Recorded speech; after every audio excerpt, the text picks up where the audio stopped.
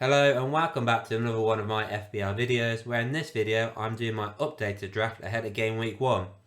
Now compared to the first one, I have made 10 changes, so I've been a bit busy, but there is 4 players now that I'm pretty confident will be in my team for game week 1, so I'm getting somewhere, providing though there is no injuries like there have been in the last couple of days. Now in goal, I've got Neto of Bournemouth. Now obviously, this is not for clean sheets. I've got him in here for like bonus points and save points because I do think he's going to be very busy playing for Bournemouth. First game, West Ham at home. I mean, he could keep a clean sheet there, to be fair to him. Then after that, they are on a tough run, so I'm expecting a lot of save points there. He averaged 3.4 points per game last season. I do think he could up that to about 4, maybe 5 points a game, and I think that would be pretty decent. The only issue is he's 4.5 million. I'd ideally prefer him at 4 million for the team he plays for. But obviously, because he starts, they've probably upped him up to 4.5. Now, my second goalkeeper on here, I've got Jason Steele, also 4.5. And he stayed in the team from last time as well.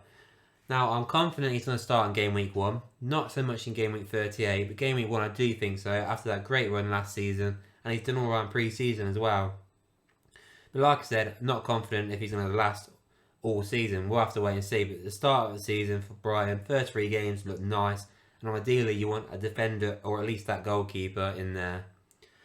My first bench option is Colwill of Chelsea. I really like this defender. I think he's awesome at the back. He's 4.5 million. He plays for Chelsea. He's an absolute bargain. I really do hope he starts because I think he's going to be amazing. I know Chelsea have just brought a centre back, but he plays right side centre back, whereas Colwill is the left side centre back. And obviously Thiago Silva, he's not 23 anymore. He's come to the end of his career. His legs are going, so there is a good chance that if he doesn't start, then he'll have a lot of rotation because obviously Thiago Silva is a little bit on the old side. Second option on here, I've got Lamptey of Brighton. I mean, I don't know what's happened to this guy. A couple of years ago, he looked solid. He looked great. Gets injured quite a few times, to be fair. And now he can't seem to get in the team. Hopefully, he does start for Brighton this season because I think he works in that system. Obviously, they've got the issue now. I think like March probably plays in the position now, so he's not getting in. But we'll have to see. But basically, I had 4 million left, and I chose Lamptey. And then my last option is Mwamba, or Mwambamba, however you say his name. I don't actually know how you say his name at all. West Ham. Now, I don't know much about him. I've seen a couple of clips of him from pre-season.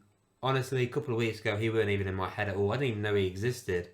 But he played alright in pre-season. David Moyes came out and said he might give him some game time this season.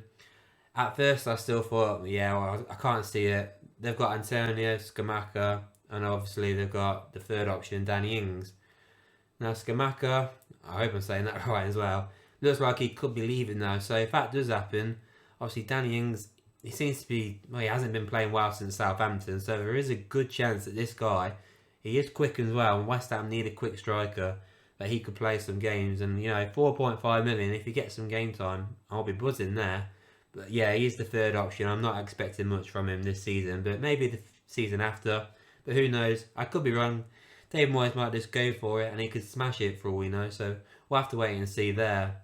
With my defence in, I've got 3 at the back. So obviously I'm going for a 3-5-2 formation. And once again, I've got Saliba at the back.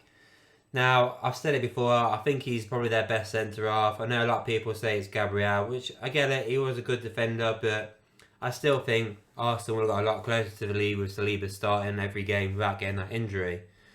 Now, like I've said before, Arsenal fixtures are amazing. But most importantly as well, he's only 15.1% owned, whereas obviously Gabriel, he's over 22% owned now. So there is that little bit of a differential as well if you go for Saliba. But I'd also like to say as well, maybe if you fancy it, gamble and go for Timber. I don't know if he's going to start. I'm not an Arsenal fan. I'm sure Arsenal fans probably know more. But at the minute, Timber is the same price. He's only 1.5% owned right now. And if he does start him right back instead of Ben White, that would be a great differential. So he's somebody I've actually got my eye on as well as right now. But for now, for sure, I'm solid on Saliba. I think he's great, and I think he's going to be great as well. I've got Rico Henry in there as well. I had him last season. It was a bit disappointing for me, to be honest, but I do think he's going to be solid this season. I think he's going to be a great attacking option as well for a defender. And Brentford,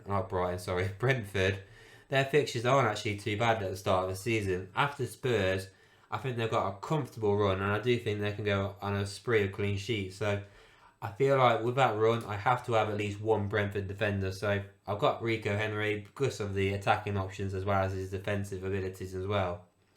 And then finally, Reece James. I mean, I absolutely love Reece James. I think he's amazing. I mean, I was gutted for him last season, all those injuries, but he's back. He played the other night against Dortmund. He looked alright. Hopefully he'll stay fit this time. I'm not expecting much against Liverpool first game of the season. He's more of a game week 2 onwards kind of player, because after that Liverpool game, I mean, their run right up to game week 9 where they play Arsenal is great. So I really want him in my team. Obviously, he might get injured again. I'm hoping he doesn't, because I think he's going to be a solid defender. With my midfield then, I mean, that's a pretty solid 5 in midfield, I reckon. So obviously, first up, again, I've got Phil Foden. I've kept him in. Obviously, with the sale of Mahrez, I'm 90% certain he's going to start. I know a lot of people are unsure. Obviously, Kevin De Bruyne, he was on the bench the other night, and they're reckoning maybe he could start, and then Foden gets onto the bench. But I'm thinking, well, who starts right wing on that side? I mean, it's got to be Phil Foden, surely. I mean, I could be wrong. Maybe we'll start Alvarez on there as well. We'll have to see. But I reckon it's Phil Foden. He started last season as well at the start of the season and did well. So that's why I'm going for Phil Foden. Obviously, Man City's fixtures are amazing as well. On here, though, I've gone for Mo Salah as well. I mean, he's only 20+% owned right now. I can't remember exactly, but he's not 30% owned. So for Salah, that's quite low to be fair. So he's kind of a differential when you think of it like that. Now, he has got a tough fixture, let's face it, against Chelsea away. But after that, it's not too bad, I guess. I mean, Bournemouth, nice fixture. Newcastle is tough. Villa's tough. Well, I say that about actually. Liverpool's fixtures aren't exactly the best, but Mo Salah always delivers. That's the thing that people seem to forget. He does deliver, and that's why I want Mo Salah in my team. And he's on penalties as well. And I do think Liverpool are going to be a lot better this season. Saka in there again. I mean, you can't avoid having Saka, really, can you? He's that good. I mean, he's over 50% owned though, so it's a bit of a should I have him? But he's on penalties, and Arsenal's fixtures are just too good at the start of the season to ignore. So that's why I went for Saka. And alongside him as well, I've got Odegaard. I had him at the start of last season as well. He was amazing for me. I mean, I don't want to miss out on those returns this season as well. Obviously, a lot of people aren't confident in him this season, but I do think he's going to do well again.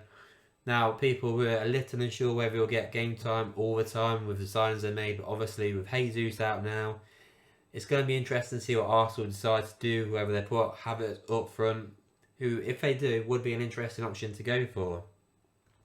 And then finally, I've got Morgan Gibbs-White. Now, Forest's fixtures are not the easiest, let's face it, but Morgan Gibbs-White, he is the talisman of Nottingham Forest, and I do think they're going to do a lot better this season, to be fair.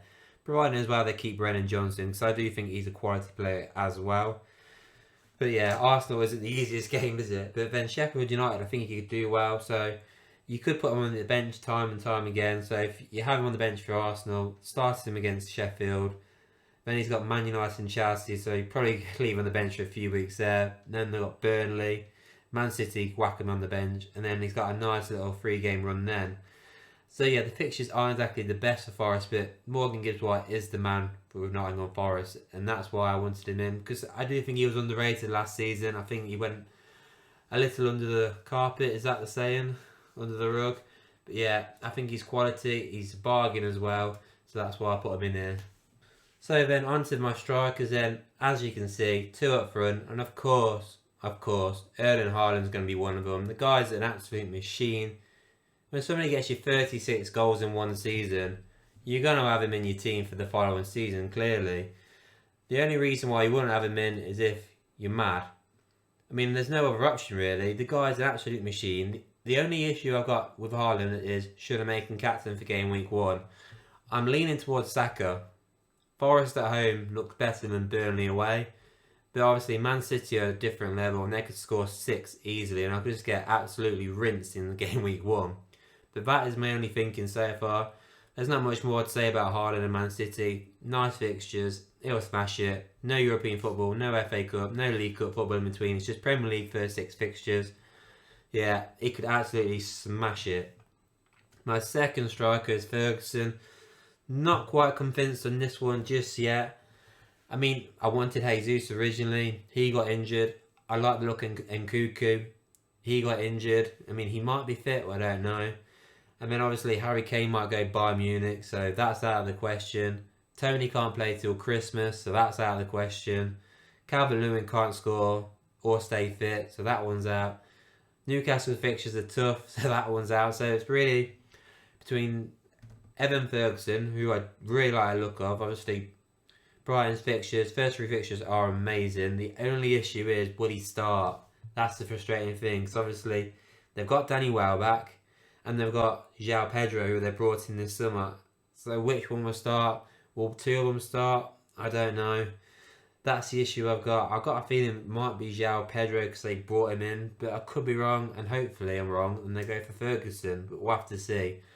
But yeah, those are my two strikers. I did also look at maybe bringing in Ollie Watkins, because obviously his fixtures are great as well. But obviously, a little bit more expensive, so I would have to take Salah out and put him in that way. But if I did that as well, I could get Trent in my team as well. So, which one's better? Would it be better to have Trent and Ollie Watkins, or keep it as Salah and Ferguson? That's a tough one, isn't it?